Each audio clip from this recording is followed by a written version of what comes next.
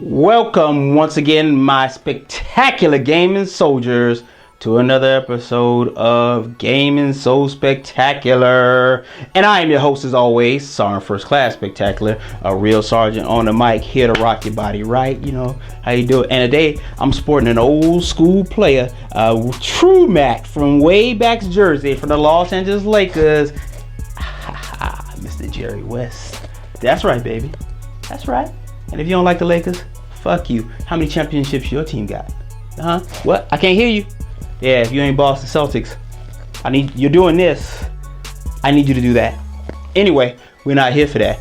We're here for a spectacular game review, and it'll be my first game review, and it is of BioShock Infinite. I know I'm a little late with this game, but hey man, I just started my channel not too long ago. Give me a chance to say. You know what I'm saying? I just got here, my friend. Why you being like that?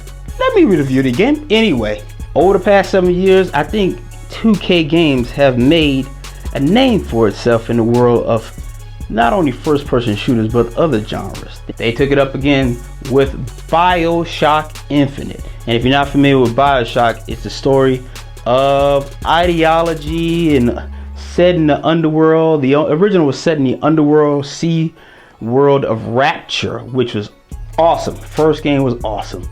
Well, we fast forward, actually we rewind this one and follow the exploits of Booker DeWitt, a troubled, you can't say young man, older man with a checkered past, kind of mysterious.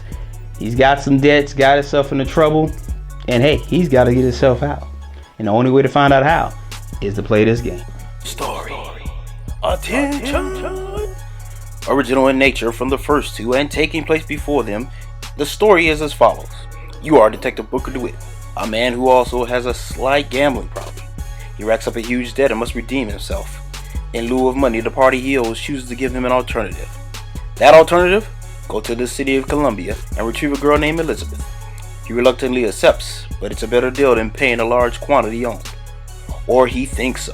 Mr. DeWitt proceeds to the awesome city in the sky, not sure of how to rescue the girl or even where she is precisely.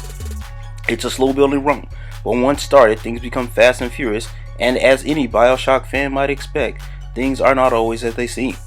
You collect little audio diaries which help flesh out the story and bring intrigue to Mr. DeWitt's ever-looming, trouble-laden journey. You can trust no one in the city of Columbia. Who knows, you may not even be able to trust yourself. Controls. When it comes to controlling things in this awesome adventure, things are a bit different from other first-person shooters, and even from its predecessors. Face buttons are mapped out rather strange, and powers are tough to get used to. Although they are given to you at a nice pace, vigors are great toys to use and take a while to get used to. A good portion of the game is used teaching you the ropes, as with a lot of games these days. Every time you obtain vigors, or plasmas in the first two games, they are explained to you, which make things easier to follow. It's fun to mix up the vigors and test out new ways to take out your foes. Foes who are pretty smart, but pose no big threat to you as you move throughout the world of Columbia. The one thing that really makes a big difference from the previous games in this series is that Elizabeth is provided with powers in combat. She can open tears and bring in certain items that provide you both offensive and defensive device. Kind of annoying that it's so easy to die with little consequences, only using money to bring you back from death. All in all, it's a nice mixture and change of pace from the first two installments. Sound.